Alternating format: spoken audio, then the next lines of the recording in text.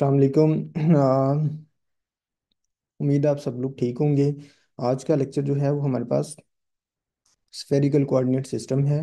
First we will describe कि हमें दूसरे कोऑर्डिनेट सिस्टम्स की ज़रूरत क्यों पड़ी। कंसीडर करें कि ये आपके पास कार्टेशियन कोऑर्डिनेट सिस्टम है। इसमें आप एक पॉइंट को ड्रॉ करते हैं जिसके कंपोनेंट्स क्या होंगे, एक्स वाई जेड होंगे। अगर आप इसका यहाँ से लेके यहाँ तक डिस्टेंस मेजर करेंगे तो वो डिस्टेंस फार्मूला की मदद से आप लोग आर कैलकुलेट कर सकते हैं। नाउ अगर आप लोग अज्यूम करें तो यहाँ पे हम लोग सेम डिस्टेंस के डिफरेंट पॉइंट्स ज्यूम कर सकते हैं। मतलब अगर मैं उस आर वेक्टर को क्या करूँ, जेड के अराउंड घुमाऊँ या वाई के अराउंड घुमाऊँ या एक्स के एक्सिस के अराउंड घुमाऊँ। सपोज जैसे यहाँ पे अगर आप लोग देखें तो ये जो आर है उसको मैं अलोंग जेड एक्सिस भी घुमा सकता हूँ, वाई एक्सिस एक्स एक्सिस के अलोंग भी घुमा सकता हूँ और वाई एक्सिस को भी ज्यूम कर सकता हूँ। सपोज कि ये आपके पास एक रस्सी है, इस रस्सी को पकड़ के आपने इसकी सराउंडिंग में घुमाना है। तो आपके पास मल्टीपल इन्फिनिट नंबर ऑफ जो है ना पॉइंट्स आ जाएंगे जिनका डिस्टेंस आर होगा। सो कार्टेशियन कोऑर्डिनेट सिस्टम के अंदर सेम डिस्टेंस का जो पॉइंट है वो कहीं पे भी रिप्रेजेंट किया जा सकता है। सो इस प्रॉब्लम को हैंडल करने के लिए एक आइडिया प्रपोज किया गया कि हम लोग क्या करें, इस आर वेक्टर को जेड के साथ सपोज किया किसी रस्सी से बांध दें। तो इससे क्या होगा, वो वाई एक्सिस के लॉन्ग या एक्स एक्सिस के लॉन्ग मूव नहीं कर सकेगा। और उस रस्सी को हम मैथमेटिक्स की जुबान के अंदर थीटा का नाम देते हैं कि उसका इसके साथ क्या कर दें, एंगल फिक्स कर दें। और सो उस आर वेक्टर का क्या किया, थीटा जेड के साथ फिक्स कर दिया। सो इस तरह से उसकी फ्लेक्सिबिलिटी अलोंग वाई एक्सिस और एक्स एक्सिस घूमने की ख़त्म होगी, लेकिन वो स्टिल क्या कर सकता था, जेड एक्सिस के अलोंग घूम सकता था। तो इसके लिए फिर क्या किया गया, इस आर वेक्टर का प्रोजेक्शन ड्रॉ किया गया एक्स वाई प्लेन के अंदर। और उस प्रोजेक्शन का एक्स एक्सिस के साथ एंगल जो है वो फिक्स कर दिया, उसका नाम फाई का दे दिया। सो आपके पास जो थीटा है that is the angle with z axis, और phi is the angle with x axis of the projection of r in the x y plane. So through this हम लोग डिफाइन कर सकते हैं कि ये जो आर है, आर जो है वो आपके पास ज़ीरो टू इन्फिनिटी जा सकता है, इसकी कोई भी वैल्यू हो सकती है। जबकि थीटा जो है ज़ीरो से पाई के दरमियान इसके अंदर रोटेट कर सकता है, और जबकि फाई जो है वो ज़ीरो से लेके टू पाई तक जाएगा। सो थ्रू दिस हम लोग इसको डिफाइन कर सकते हैं आर थीटा फाई। सो इनकी डॉट प्रोडक्ट्स भी हम लोग इस सर्कल की मदद से डिफाइन कर सकते हैं और क्रॉस प्रोडक्ट को भी इस सर्कल की मदद से डिफाइन कर सकते हैं। इसका प्रोजेक्शन ड्रॉ करने से वो फिर उसके बाद जेड एक्सिस के लॉन्ग भी मूव नहीं कर सकेगा। जैसा कि हमने कहा कि वो चूंकि तीनों एक्सिस के लॉन्ग मूव करके सेम डिस्टेंस के डिफरेंट पॉइंट्स बना सकता था, तो हमने जेड के साथ उसका एंगल फिक्स कर दिया, बट वो जेड के सराउंडिंग में भी क्या कर सकता था, रिवॉल्व कर सकता था। तो उसके बाद हमने उस आर वेक्टर का क्या किया, प्रोजेक्शन लिया in the x y plane, और उस प्रोजेक्शन का एंगल क्या कर दिया, फिक्स कर दिया। सो इस तरह से वो जो भी आर वेक्टर या पॉइंट था वो इस कोऑर्डिनेट सिस्टम के अंदर फिक्स कोऑर्डिनेट्स के साथ, मतलब आर थीटा फाई के साथ जो है ना सेम एक डिस्टेंस बना रहा होगा आर। सो वो आर की पोजीशन को आप लोग फर्दर चेंज नहीं कर सकेंगे। सो जैसे मैंने कहा कि सर्कुल को जेन में रखते हुए बेसिकली आर थीटा फाई के जो ये यहाँ पे मैंने स्मॉल एज यूज़ किए हुए हैं, ये बेसिकली यूनिट वेक्टर्स को डिफाइन करेंगे। या आप इसको जो है ना अगर ऊपर वेक्टर के साथ रिप्रेजेंट करना चाहें तो कैपिटल के साथ भी डिस्कस किया जा सकता है। तो जो उनकी डॉट प्रोडक्ट्स होगी, R dot are cos theta zero होने की वजह से वो आपके पास क्या हो जाएगा, one theta dot theta five dot five, और दूसरों के साथ आपके पास एंगल 90 होने की वजह से जीरो हो जाएगी। And same rule exist for the cross product r cross theta आपके पास फाइव के इक्वल होगा, थीटा क्रॉस फाइव आर के इक्वल, और फाइव क्रॉस आर आपके पास क्या होगा, थीटा के इक्वल होगा। इनकी पोजीशन चेंज करेंगे तो आपके पास जो है ना थीटा क्रॉस आर करेंगे तो -5, और सिमिलरली उनकी पोजीशन को चेंज करेंगे तो सारा नेगेटिव साइन आ जाएगा।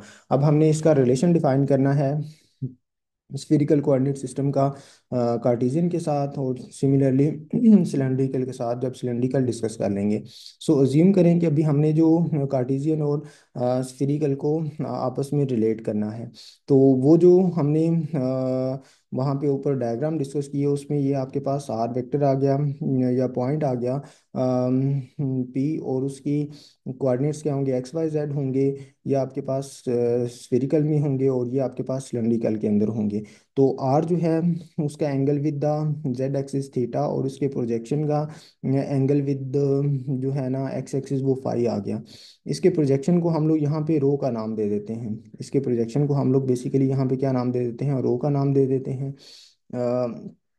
और ताकि हम लोग ओरिजिनल जो डिस्प्लेसमेंट आर और उसके प्रोजेक्शन को हम लोग क्या कर सके, डिफ्रेंशिएट कर सकें। अब सपोज किया कि ये इसका इस प्रोजेक्शन का ये वाला जो कंपोनेंट होगा ये इसके परपेंडिकुलर होगा।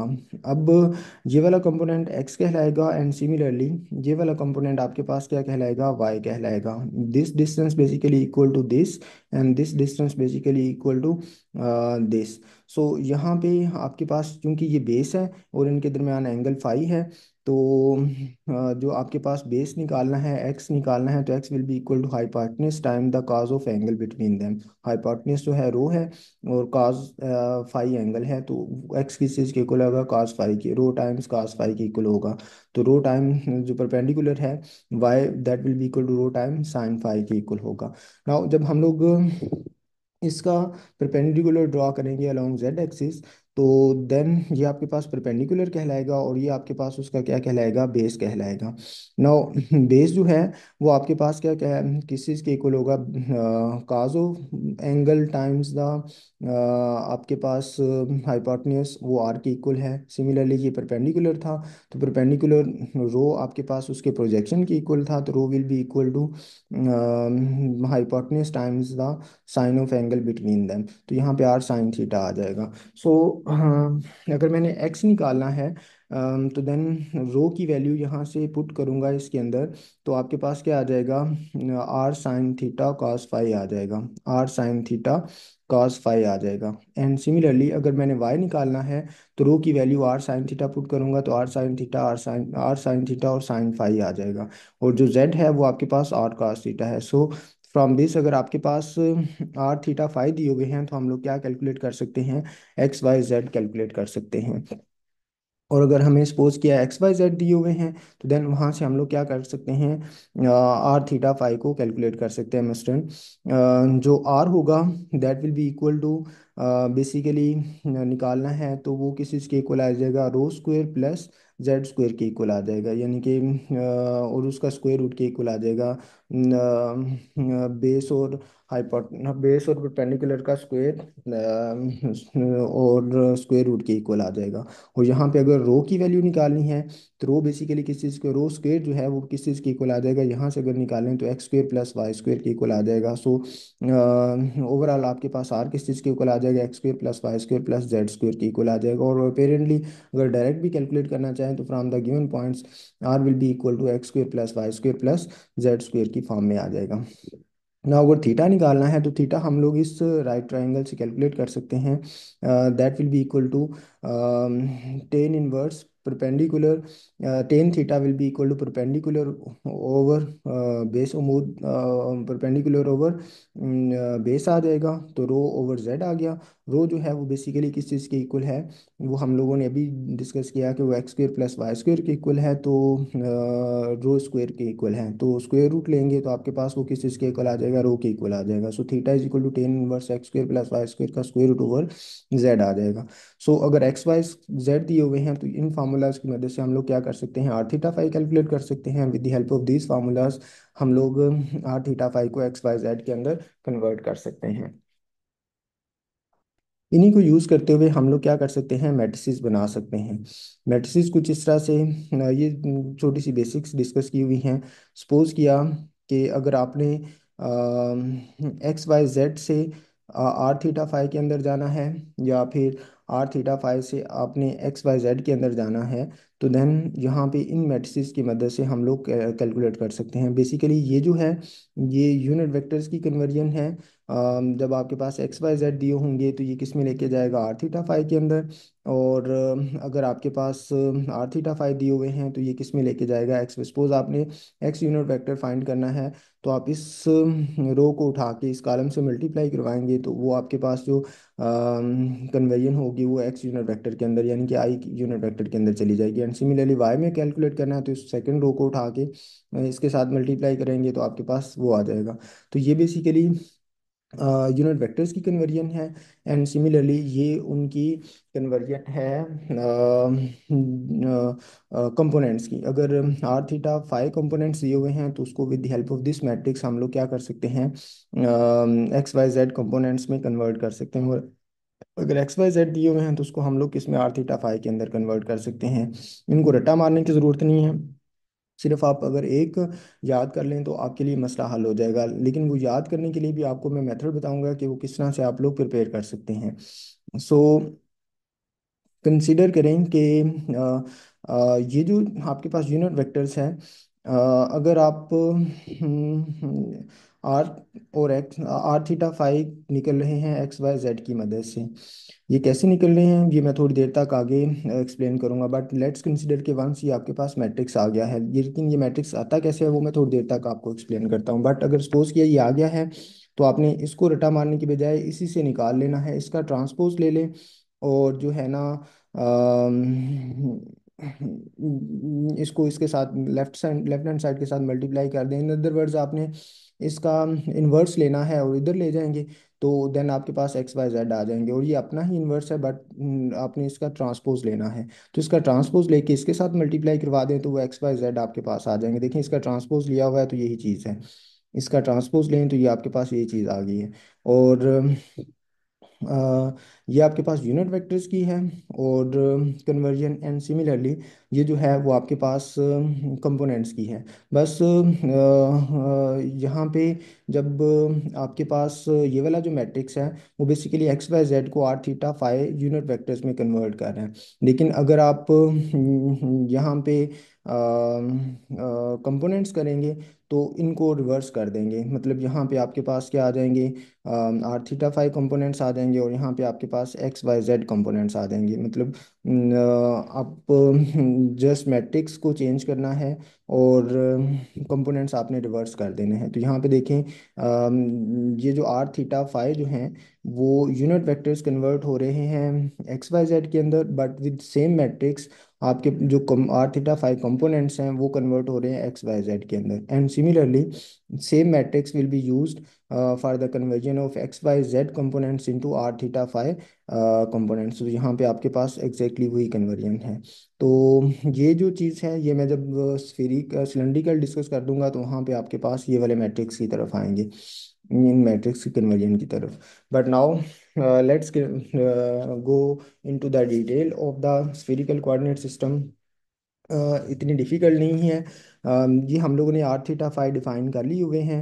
And similarly x y z जो है ऊपर हम लोग कैलकुलेट कर चुके हुए हैं। अगर आप लोग यहाँ पे गौर करें तो हमने यहाँ पे आर थीटा फाइव कैलकुलेट किया है और एक्स वाई जेड यहाँ पे कैलकुलेट कर लिया हुआ है with the help of this diagram. So now coming towards its detail, इस डायग्राम को समझ लेते हैं। Again this is the angle theta और ये फाई उसके प्रोजेक्शन का है।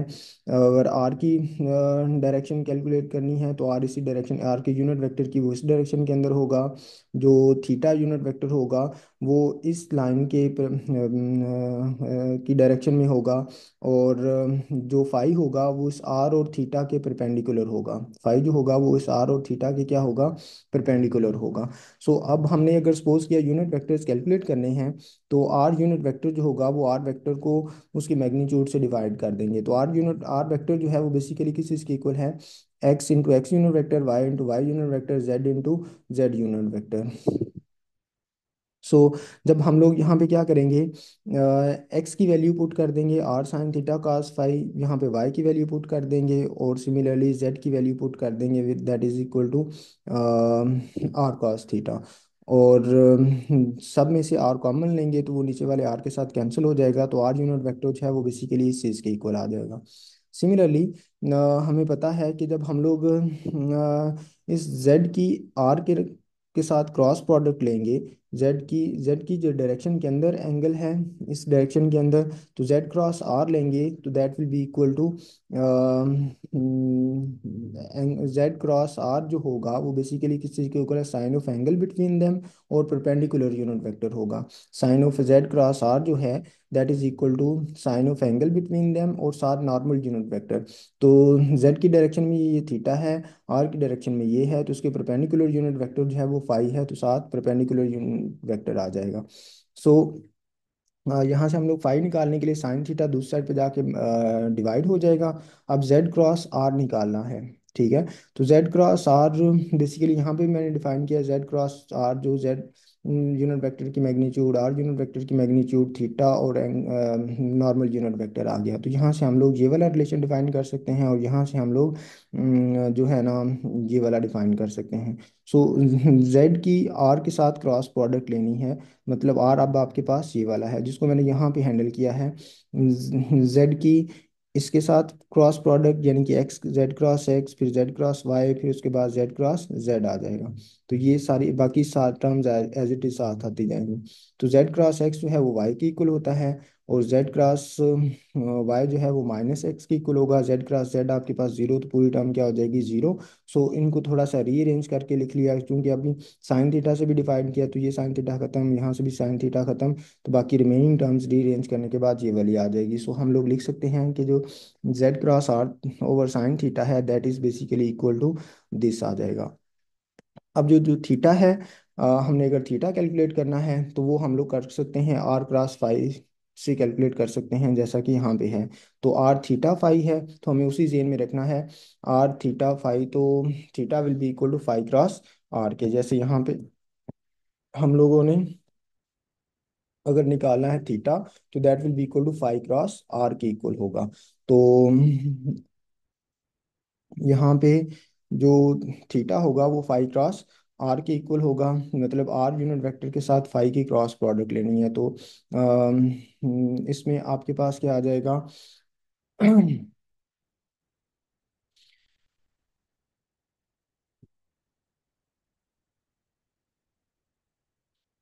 फाइव यूनिट वेक्टर की जगह पे आपके पास ये चीज़ आ जाएगी, और आर यूनिट वेक्टर की जगह पे आपके पास ये चीज़ आ जाएगी। और यहाँ पे फिर आपके पास दो टर्म्स ये हैं और तीन टर्म्स आपके पास ये हैं।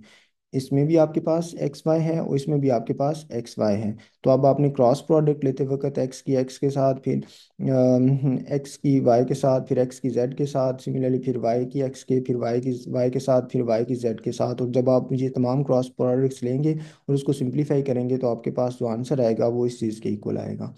सो these are the unit vectors in the spherical coordinate system are phi and theta. So now अब वेरिएशन इन यूनिट वेक्टर्स, यानी कि इन यूनिट वेक्टर्स के अंदर आर यूनिट वेक्टर के अंदर आर और आर थीटा फाई के लिहाज से वेरिएशन किस तरह से आएगी, सिमिलरली फाई यूनिट वेक्टर के अंदर आर थीटा फाई के लिहाज से कैसे वेरिएशन आएगी, and similarly theta unit vector के अंदर आर थीटा फाई के लिहाज से किस तरह से वेरिएशन आएगी। तो जब आप इसका आर के लिहाज से डेरिवेटिव लेंगे तो इस इक्वेशन के अंदर आर नहीं है, तो इसका डेरिवेटिव क्या हो जाएगा, जीरो के इक्वल आ जाएगा। और जब आप इस आर यूनिट वेक्टर का थीटा के साथ लिहाज लेंगे तो एक्स कांस्टेंट होगा, कॉस फाई कांस्टेंट होगा, साइन थीटा की डिफरेंशिएशन आ जाएगी that is equal to cos theta. Similarly sine theta की फिर आ जाएगी कॉस थीटा, और उसके बाद कॉस थीटा की डिफरेंशिएशन आ जाएगी माइनस साइन थीटा। तो ये वाला जो रिलेशन है that is equal to basically theta के इक्वल है। देन अगर आप यहाँ पे देखें तो इसको हम लोग लिख सकते हैं कि पार्शियल आर यूनिट वेक्टर और partial theta is equal to theta unit vector. And similarly r unit vector का फाई के लिहाज से, तो again x unit vector sine theta as it is रहेगा, कॉस फाई की डिफरेंशिएशन आ जाएगी फाई के लिहाज से minus sine phi, and similarly sine phi की कॉस फाई, और ये आपके पास क्या हो जाएगा, जीरो हो जाएगा। तो यहाँ पे अगर आप लोग देखें साइन थीटा दोनों के अंदर है, कॉमन ले लेंगे तो आपके पास ये जो चीज़ है ब्रैकेट के अंदर ये फाइव यूनिट वेक्टर के इक्वल है, तो यहाँ पे फाइव यूनिट वेक्टर साथ साइन थीटा आ जाएगा। अब जो फाइव यूनिट वेक्टर है इसका आर के लिहाज से यहाँ पे आर नहीं है, जीरो, यहाँ पे आपके पास थीटा भी नहीं है, जीरो। तो जब इसको फाइव के लिहाज से करेंगे तो आपके पास ये चीज़ आएगी, जब एक्स यूनिट वेक्टर और वाई यूनिट वेक्टर की वैल्यूज़ हम लोग इन मैट्रिसेस से निकालेंगे। इस मैट्रिक्स एक्स यूनिट वेक्टर की निकालनी है तो इसको इससे मल्टीप्लाई करवाएंगे। यहाँ पे आर थीटा फाइव साथ आ जाएगा, और वाई के निकालने के लिए फिर इनके साथ आर थीटा फाइव आ जाएगा। और उन वैल्यूज़ को जब यहाँ पे हम लोग पुट करेंगे इस जगह के ऊपर और उसको सिंप्लीफाई करेंगे, तो आफ्टर सिंप्लीफिकेशन आपके पास जो आंसर आ जाएगा वो इस फॉर्म में आ जाएगा। ठीक है, अब इनको क्यों करना है? बिकॉज कि हम लोग इन वेरिएशंस को आर थीटा फाई के अंदर ही रखना चाह रहे हैं। यहाँ पे भी आपके पास एक्स वाई थे तो उसको ख़त्म करके हम लोग फाई में लेके गए। यहाँ पे भी x unit vector, y unit और जेड थे तो उसको भी थीटा में ले गए। तो यहाँ पे भी हमें इसको कन्वर्ट करना पड़ेगा। And similarly theta unit vector का आर के लिहाज से ज़ीरो, और सेम थीटा के लिहाज से और फाई के लिहाज से जब इसका डेरिवेटिव लेंगे तो आपके पास क्या आ जाएगा? आर इसमें नहीं है तो ज़ीरो, थीटा यहाँ पे है तो इसका डेरिवेटिव थीटा यहाँ पे है तो डेरिवेटिव थीटा यहाँ पे है तो डेरिवेटिव, और that will be equal to basically minus r की इक्वल आ जाएगा। एंड सिमिलरली जब फाई के लिहाज करेंगे तो यहाँ पे कास फाई है, साइन फाई है, इन दोनों का डेरिवेटिव आ जाएगा, और यहाँ पे फाई नहीं है तो ये ज़ीरो हो जाएगा। और यहाँ से कॉस थीटा कॉमन लेंगे तो बाकी जो रिमेनिंग टर्म होगी वो फाई की इक्वल होगी, तो उसको five unit vector cos theta का नाम दिया जा सकता है। सो नेक्स्ट जो है पाथ इंक्रीमेंट के जो आर वेक्टर के अंदर जो इंक्रीमेंट आएगा उसको हम लोग कैसे डिफाइन करेंगे? तो आर जो वेक्टर है that is equal to r magnitude into r unit vector, जो कि हम लोग आर यूनिट वेक्टर की डेफिनेशन से भी निकाल सकते हैं। ठीक है, सो इसके ऊपर प्रोडक्ट रूल लगेगा। R as it is, r unit vector first का derivative second as it is, और फिर उसके बाद first as it is second का डेरिवेटिव आ गया। ठीक है, अब यहाँ पे जो आपके पास first term as it is रहेगी, जो डी आर यूनिट वेक्टर का इसके ऊपर हम लोग चेन रूल लगा देंगे। तो आपके पास ये वाली term as it is r multiply d r के ऊपर क्या आ जाएगा? आर का जो है ना, आर यूनिट वेक्टर का आर के लिहाज से डेरिवेटिव डी आर, थीटा के लिहाज से डेरिवेटिव डी थीटा, फाई के लिहाज से डेरिवेटिव डी फाई आ जाएगा। तो जब यहाँ पे इनकी वैल्यूज पुट करेंगे r unit vector over r, यहाँ से इन तीनों की वैल्यूज पुट करेंगे तो आपके पास रिमेनिंग आंसर जो है वो ये वाला बनेगा। एंड सिमिलरली हमने टाइम डेरिवेटिव कैलकुलेट करना है इन यूनिट वेक्टर्स का। तो जब इसका टाइम डेरिवेटिव लेंगे तो उसको चेन रूल की मदद से पहले डिफाइन करेंगे। आर यूनिट वेक्टर का टाइम डेरिवेटिव आर का आर के लिहाज से, फिर आर का टी के लिहाज से, तो वो आर डॉट आ गया। आर का थीटा के लिहाज से, थीटा का टी के लिहाज से आपके पास थीटा डॉट आ गया। आर का फाई के लिहाज से और फाई का टी के लिहाज से तो फाई डॉट आ गया। तो जब अगेन ये वाली तीनों वैल्यूज ऊपर से पुट करेंगे तो आपके पास ये वाला रिलेशन आ जाएगा। सिमिलरली जो थीटा यूनिट वेक्टर का टाइम डेरिवेटिव है वो भी चेन रूल के मुताबिक और वैल्यूज पुट करने के बाद इनकी, तो आपके पास ये वाला आंसर आ जाएगा। सेम फाइव यूनिट वेक्टर का टाइम डेरिवेटिव चेन रूल के मुताबिक ये, और जब इन पार्शियल डेरिवेटिव्स की वैल्यूज ऊपर से उठा के पुट करेंगे तो जो टाइम डेरिवेटिव्स हैं वो इस चीज़ के इक्वल आ जाएंगे। नाउ वेलोसिटी और एक्सेलरेशन को हम लोगों ने अगर स्फेरिकल कोऑर्डिनेट सिस्टम के अंदर डिफाइन करना है तो बेसिकली आपके पास क्या आ जाएगा? वेलोसिटी जो है वो आर वेक्टर का टाइम डेरिवेटिव है। तो जो आर वेक्टर है वो बेसिकली किस चीज़ के इक्वल है? R into r, r magnitude into r unit vector. तो इसके ऊपर जो प्रोडक्ट रूल लगेगा तो सेकंड का डेरिवेटिव और साथ आर एज इट इज़, फिर उसके बाद सेकंड एज इट इज़ और फर्स्ट का डेरिवेटिव आ जाएगा। तो यहाँ पे अगर हम लोग आर के आर यूनिट वेक्टर के टाइम डेरिवेटिव की वैल्यू पुट करेंगे that is basically equal to this. तो ये second term as it is आ गई, और इस जगह के ऊपर जब आप आर यूनिट वेक्टर के टाइम डेरिवेटिव की वैल्यू पुट करेंगे और साथ आर को मल्टीप्लाई करेंगे तो एग्जैक्टली यही टर्म बनेगी। फिर उसके बाद जो एक्सेलरेशन है वो वेलोसिटी का टाइम डेरिवेटिव है। तो इसके ऊपर हम लोग क्या करेंगे? इसका टाइम, इसके ऊपर दो, यहाँ से दो टर्म्स आएंगी ये वाली, ये तीन टर्म्स हैं तो यहाँ से आपके पास तीन का प्रोडक्ट रूल लगेगा। फिर उसके बाद यहाँ पे चार टर्म्स हैं तो यहाँ पे बेसिकली आपके पास क्या आ जाएंगी? चार टर्म्स यहाँ से जनरेट हो जाएंगी। ठीक है, अब यहाँ पे आपके पास क्या आ रहा है? आर यूनिट वेक्टर का time derivative, theta unit vector का टाइम डेरिवेटिव, फिर उसके बाद यहाँ पे फाइव यूनिट वेक्टर का टाइम डेरिवेटिव। तो इन तीनों जगहों के ऊपर ये वाले फार्मूलाज की वैल्यूज यानी कि आर और थीटा और फाइव यूनिट वेक्टर्स के जो टाइम डेरिवेटिव्स की वैल्यूज हैं यहाँ पे वो पुट करेंगे। एक वैल्यू पुट की, दूसरी वैल्यू पुट की, यहाँ पे आर यूनिट वेक्टर का डेरिवेटिव था तो यहाँ ये वैल्यू आ गई, साथ आर डॉट आ गया। यहाँ पे टाइम डेरिवेटिव नहीं था, यहाँ पे टाइम डेरिवेटिव था थीटा का, तो उसकी वैल्यू यहाँ से उठा के ये वाली पुट कर दी। और साथ ये वाले टर्म यहाँ पे कोई भी यूनिट वेक्टर्स का टाइम डेरिवेटिव, यहाँ पे टाइम डेरिवेटिव था तो इसकी जगह पे उठा के ये वाली वैल्यू देखें यहाँ पे पुट कर दी है ये वाली। फिर उसके बाद ये सात जो चीज़ें मल्टीप्लाई हो रही थी और ये तीन टर्म्स आपके पास एज इट इज़ आ गई। और आफ्टर दिस आप लोग क्या कर सकते हैं, यहाँ से आर यूनिट वेक्टर की टर्म्स को इकट्ठा कर लें, फिर उसके बाद थीटा यूनिट वेक्टर की टर्म्स को इकट्ठा कर लें, और फाई यूनिट वेक्टर की टर्म्स को इकट्ठा कर लें, तो यही टर्म्स बनेंगी। नेक्स्ट जो है, हमने जैसे ग्रेडियंट डेल ऑपरेटर डिस्कस किया था कार्टेशियन के अंदर, जिसकी मदद से हम लोगों ने जो है डाइवर्जेंस कर्ल और जो है ना ग्रेडियंट को कैलकुलेट किया था। सो हमने यहाँ पे भी डेल ऑपरेटर को डिफाइन करना है। जो डेल ऑपरेटर है that can be defined as partial u over partial r d r theta, फिर फाई के लिहाज से।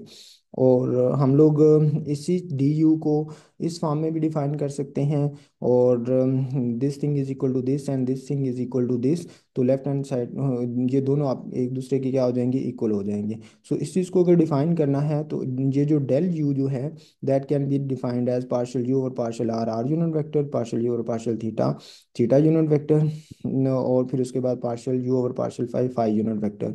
और डी आर की जगह के ऊपर ऊपर जो हम लोगों ने डिफाइन किया था डी आर, ये वाला फार्मूला पुट कर देंगे। ठीक है, ये वाला फार्मूला पुट करेंगे तो आपके पास क्या आ जाएगा, यहाँ पे डॉट प्रोडक्ट ले लें आर की आर के साथ डॉट प्रोडक्ट, तो ये वाली आ जाएगी, थीटा की थीटा के साथ डॉट प्रोडक्ट ये वाली आ जाएगी, फाई की फाई के साथ डॉट प्रोडक्ट, तो ये वाली टर्म आ जाएगी। जब इसको लेफ्ट हैंड साइड के साथ कंपेयर करेंगे तो देन आपके पास जो है ना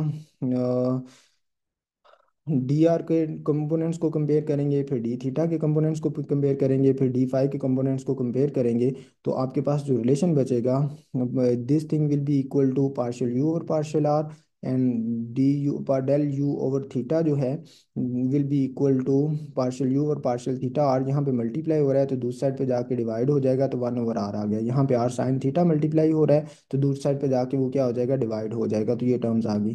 तो ये आपके पास आर यूनिट वेक्टर के अलोंग है, ये आपके पास थीटा यूनिट वेक्टर के अलोंग है, और ये आपके पास फाइव यूनिट वेक्टर के अलोंग है। तो this is the definition of del in the spherical coordinate system. Now हम लोग इस डेल ऑपरेटर को यूज करते हुए डाइवर्जेंस, कर्ल और लेप्लाशियन कैलकुलेट करेंगे। सो डाइवर्जेंस अब कैलकुलेट करना है of any vector in the spherical coordinate system. तो डेल की डेफिनेशन हमने यहाँ पे रखी, डॉट प्रोडक्ट जो है वो डाइवर्जेंस के अंदर डॉट प्रोडक्ट होती है, तो यहाँ पे डॉट आ गया। A is basically now defined in the spherical coordinate system, ये उसका ए आर कंपोनेंट होगा। साथ आर यूनिट वेक्टर ये थीटा कंपोनेंट होगा, साथ थीटा यूनिट वेक्टर ये फाइव कंपोनेंट होगा, और साथ फाइव यूनिट वेक्टर आ गया। नाउ अब आपने यहाँ पे देखना है कि आपके पास डॉट प्रोडक्ट भी है और पार्शियल डेरिवेटिव भी है। तो हम लोग क्या करते हैं, यहाँ से हम लोग इसके ऊपर जो आर यूनिट वेक्टर है उसको डॉट प्रोडक्ट को बाद में हल करते हैं, और जो पार्शियल डेरिवेटिव है ना इसको पहले देखते हैं। ठीक है, सो उसके लिए हम लोग क्या करते हैं कि आर बाहर रख लिया, और साथ हमने क्या किया, डॉट, और इस पार्शियल ओवर पार्शियल आर को क्या किया, इन तीनों के ऊपर अप्लाई किया। यहाँ पे भी डबल प्रोडक्ट रूल लगेगा, यहाँ पे भी प्रोडक्ट रूल लगेगा, और यहाँ पे भी प्रोडक्ट रूल, यानी कि टोटल आपके पास छः टर्म्स आएंगी। तो यहाँ पे फर्स्ट का derivative with respect to r और साथ आर यूनिट वेक्टर, फिर उसके बाद आपके पास यहाँ पे पहले बेसिकली तीन टर्म्स जो लिखी हुई हैं वो पहले पहले कंपोनेंट्स का जो है ना वो आर के लिहाज से डेरिवेटिव है, फिर प्लस के बाद सेकंड सेकंड कंपोनेंट का आर के लिहाज से डेरिवेटिव है, तो यानी कि टोटल छः टर्म्स ही हैं आपके पास। तो यहाँ पे जब अगेन उसके बाद ये वाली टर्म के साथ करेंगे तो theta by theta unit vector by r बाहर रख लेंगे, और साथ डॉट प्रोडक्ट पार्शियल और पार्शियल थीटा इसके ऊपर अप्लाई करेंगे, तो अगेन आपके पास छः टर्म्स आएंगी। शुरू में जो तीन टर्म्स हैं वो पहली टर्म के डेरिवेटिव्स हैं, प्लस फिर जो नेक्स्ट तीन टर्म्स हैं वो सेकंड टर्म्स के थीटा के लिहाज से डेरिवेटिव्स हैं। एंड सिमिलरली यहाँ पे फिर अगेन ये वाली जो चीज़ है वो बाहर आ जाएगी, और साथ डॉट प्रोडक्ट और पार्शियल फाई इसके ऊपर अप्लाई करेंगे तो आपके पास ये वाली तीन टर्म्स आ जाएंगी। तो जब यहाँ पे वैल्यूज पुट करेंगे, r unit vector by r theta unit vector by r phi unit vector by r, तो यहाँ पे इन तीनों की और इन तीनों की वैल्यूज पुट करने के बाद आपके पास जो कुछ वैल्यूज जीरो हो जाएंगी, कुछ वैल्यूज इस तरह से यूनिट वेक्टर्स की फॉर्म में डिफाइन हो जाएंगे। अब उसके बाद हम लोगों ने यहाँ पे डॉट प्रोडक्ट लेनी है। तो जो डॉट प्रोडक्ट है आर के साथ क्या हो जाएगी, वन, थीटा और फाइव के साथ जीरो, तो इस पहली ब्रैकेट में से आपके पास यही टर्म बचेगी। एंड सिमिलरली जब theta unit vector over r के अंदर लेंगे तो theta dot r zero, theta dot theta आपके पास का 1 होगा, तो 1/r पार्शियल ओवर पार्शियल ये थीटा ओवर पार्शियल थीटा आ जाएगा। फिर उसके बाद थीटा की फाई के साथ 0, थीटा की थीटा के साथ लेंगे तो 1 आ जाएगी, तो AR/r आ जाएगा। सो आपके पास AR/ar आ गया। फिर उसके बाद थीटा की आर के साथ 0, तो वो यहाँ पे नहीं लिखी हुई। फिर उसके बाद यहाँ पे आप फाई के साथ लेंगे, phi R 0, phi theta 0, phi 1, तो यहाँ पे 1/r sine theta partial A phi over partial theta, तो ये वाली टर्म आ गई। फिर उसके बाद फाई के साथ यहाँ पे आपके पास साइन थीटा से कट जाएगा, AR/r बच जाएगा, सेकेंड टर्म आ गई। फिर फाई आपके पास क्या होगा, अगेन 1 होगा, तो A theta cos theta over r sine theta term आ जाएगी। तो देन यहाँ पे फाई की आर यूनिट वेक्टर है तो वो भी 0, फाई की थीटा यूनिट वेक्टर है तो वो भी 0 हो जाएगा। तो जो पहली ब्रैकेट में से एक टर्म आई, दूसरी ब्रैकेट में से दो टर्म आई, और तीसरी ब्रैकेट में से आपके पास तीन टर्म्स आई। यहाँ पे अब आप लोग क्या कर सकते हैं, जो आर वाली टर्म्स हैं उनको सेपरेट कर लें। यहाँ पे AR है और यहाँ पे AR/r है, तो ये दो टर्म्स है, 2AR/r आ जाएगा। और यहाँ पे आर वाली टर्म सेपरेट होगी, फिर इसके बाद ये थीटा वाली टर्म्स सेपरेट होगी, और ये फाई वाली टर्म्स सेपरेट होगी।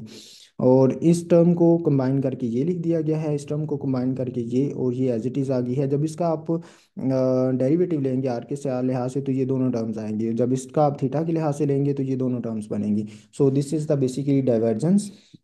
एंड जो कर्ल है, that is not more than different from this. ये वाले सारे स्टेप्स यहाँ तक आपके पास जो है ना, यहाँ तक आपके पास सेम है, जस्ट डॉट की जगह पे आपके पास क्या आ जाएगा, क्रॉस आ जाएगा। बाकी ये वाले स्टेप्स एज इट इज़ हैं। और इवन यहाँ पे भी आपके पास क्रॉस आएगा, यहाँ पे भी क्रॉस आएगा, यहाँ पे भी क्रॉस आएगा। तो इस स्टेप के बाद हमारे पास डिफरेंस आना शुरू होगा। जैसे अगर आप लोग मैच कर सकते हैं, क्रॉस प्रोडक्ट, क्रॉस, बाकी वही स्टेप्स हैं। क्रॉस डॉट की जगह पे क्रॉस प्रोडक्ट आती जा रही है, डॉट की जगह पे क्रॉस प्रोडक्ट आती जा रही है। तो नाउ जब आपने क्रॉस प्रोडक्ट लेनी है तो आर क्रॉस आपके पास क्या हो जाएगा, 0। आर क्रॉस थीटा, वही सर्कुलर के अंदर आर थीटा फाई को रख के, तो जो भी आपके पास बनेंगी उन वैल्यूज़ को पुट करेंगे। तो पहली ब्रैकेट में से आपके पास ये दो टर्म्स आएंगी, दूसरी ब्रैकेट में से आपके पास ये तीन टर्म्स आएंगी, और इसमें से आपके पास ये वाली चार टर्म्स आएंगी। तो यहाँ से आप क्या कर सकते हैं, आर यूनिट वेक्टर को सेपरेट कर सकते हैं। वो वाली टर्म जिनमें आर यूनिट वेक्टर आ रहा है वो ये हैं। फिर उसके बाद इन्हीं में से थीटा यूनिट वेक्टर वाली टर्म्स, फिर फाइव यूनिट वेक्टर वाली टर्म्स। तो यहाँ पे आर इसको हम लोग कंबाइन करके इस फॉर्म में लिख सकते हैं। जब इसको डिफरेंशिएट करेंगे विद रिस्पेक्ट टू थीटा, तो आपके पास एग्जैक्टली यही टर्म बचेगी। एंड सिमिलरली जब यहाँ पे आप लोग आर के लिहाज से इसको डिफरेंशिएट करेंगे तो एग्जैक्टली आपके पास यही टर्म बचेगी। और जब यहाँ पे आप अगेन आर के लिहाज से डिफरेंशिएट करेंगे तो आपके पास यही टर्म बचेगी। सो ये आपके पास कर्ल आ गया। नाउ लेप्लासियन बेसिकली क्या है, डेल स्क्वेयर ऑपरेटर होता है। तो इसको डिफाइन करने के लिए ये थोड़ा सा डिफिकल्ट है, बट इतना भी नहीं, बस आपको थोड़ी सी चीज़ें जेन में रखनी है। सो अब जो है, अब आपके पास डेल स्क्वेयर है, तो इसको हम लोग डेल को लिख सकते हैं। डेल स्क्वेयर जो होता है वो बेसिकली डेल डॉट डेल के इक्वल होता है। तो क्योंकि डेल आपके पास जो है वो एक वेक्टर ऑपरेटर है, तो डेल स्क्वेयर आपके पास क्या होगा, मैग्नीट्यूड होगी। तो वो आपके पास क्या आएगा, डेल डॉट डेल, वेक्टर की वेक्टर के साथ डॉट प्रोडक्ट लेंगे तो वो आपके पास स्क्वेयर के इक्वल होगा। सो डेल यू के साथ इसकी dot, now first we will calculate del u. Del u किस चीज़ के इक्वल आ जाएगा, डेल के साथ आपने यहाँ पे सिर्फ यू को पुट कर दिया है, तो इनके दरमियान क्या आ गई, डॉट प्रोडक्ट आ गई। अब यहाँ पे अगेन आपके पास जब इसको इसके ऊपर अप्लाई करना है तो डॉट प्रोडक्ट भी है और पार्शियल डेरिवेटिव भी है। तो डॉट प्रोडक्ट को हम लोग बाहर रख लेते हैं, पार्शियल डेरिवेटिव और ये चीज़ आ गई। फिर उसके बाद theta over r dot product partial over partial theta, इसके ऊपर अप्लाई करेंगे। फिर phi over phi over r sine theta dot product partial over partial phi आ गया, और इसके ऊपर अप्लाई करेंगे। ठीक है। अब यहाँ पे देखें, जब इसने इसके ऊपर अप्लाई करना है तो प्रोडक्ट रूल लगेगा। ठीक है, इसके ऊपर जब अप्लाई करना है तो तीन टर्म्स है, थीटा आर और पार ये एज इट इज़ आ गई। तो इसके ऊपर यहाँ पे जब अप्लाई करना है तो यहाँ पे आपके पास चार टर्म्स हैं, r five sine theta partial u और पार्शियल फाइव। तो कुछ टर्म जो हैं वो ऑटोमेटिकली ज़ीरो होती जाएंगी, उनको यहाँ पे नहीं लिखा होगा। उनको मैंने यहाँ पे थोड़ा सा डिफाइन किया हुआ है कि कौन सी टर्म्स यहाँ पे ज़ीरो होती जाएंगी।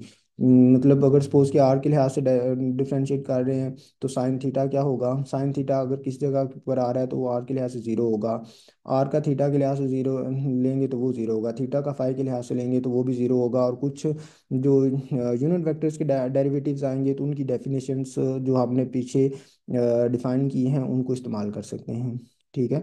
सो अगेन सिमिलरली जब इसको पार्शियल और पार्शियल थीटा को इसके ऊपर अप्लाई करेंगे, जहाँ पे डबल टर्म है वहाँ पे प्रोडक्ट रूल, ट्रिपल की जगह पे प्रोडक्ट रूल, चार टर्म्स हैं तो प्रोडक्ट रूल, और जो कांस्टेंट हो रही होंगी विद रिस्पेक्ट टू अदर तो उनका डेरिवेटिव यहाँ पे ज़ीरो पुट करेंगे।